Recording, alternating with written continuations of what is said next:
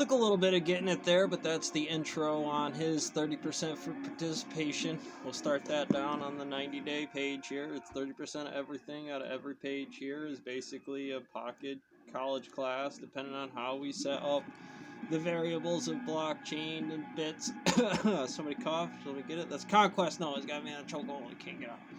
You know, but there would be some certain notes to standard models, to certain bit programs on the adjustment number. Nobody get it? Okay. And then there's some, you know, weather channel stuff on the conditions or something. It's like, but if I hit you with that number, Conquest, you look at me like this whole finance class is bullshit. You don't know nothing about this finance class, do you? So I like this guy. He's talking my kind of language. Definitely running some of his numbers in there.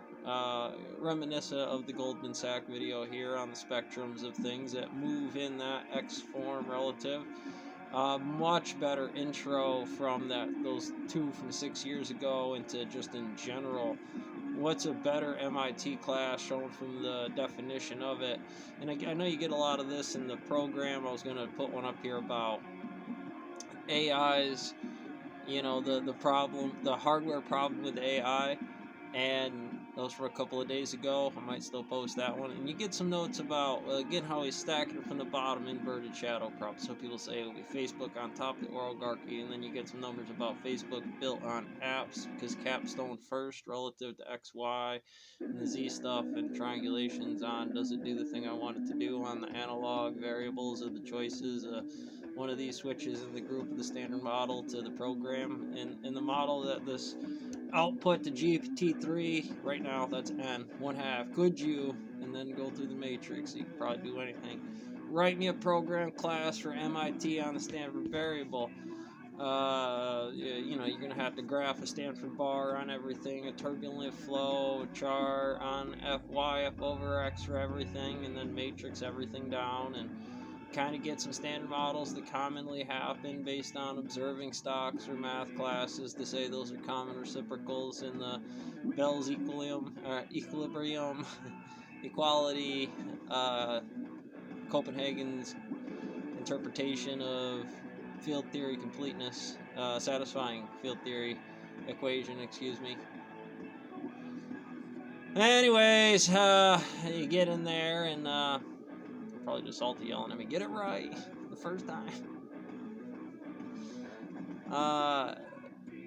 You work through that paperwork like that, because then that's going to start to break down the main material as you go through every problem in the book and start discussing the law variable, why that's first, because it's the basic structure in which you'll see in any of your format systems.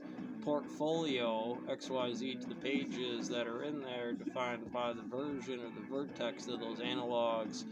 AI hardware, which we know to be good. You know, a lot of that AI hardware is great in the market. It poses its own gravity, and without somebody running around making a new AI with the susceptibility of interjecting into that hardware, where again things get a little bit blurry on what the lines really were and what the market fluff cap is.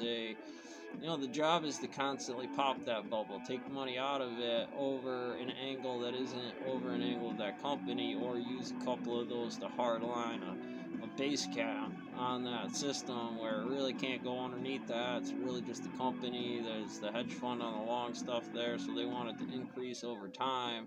Not a bunch of weird bets and stuff where the approximation would be a lot harder. Of course, choosing smarter indexes to the farther end on it, and eventually the AI is like, well, I'll make you make a bunch of computers and then have you fucking relying on it, and by then you have to get up there in Elon's team and the world will turn out like this.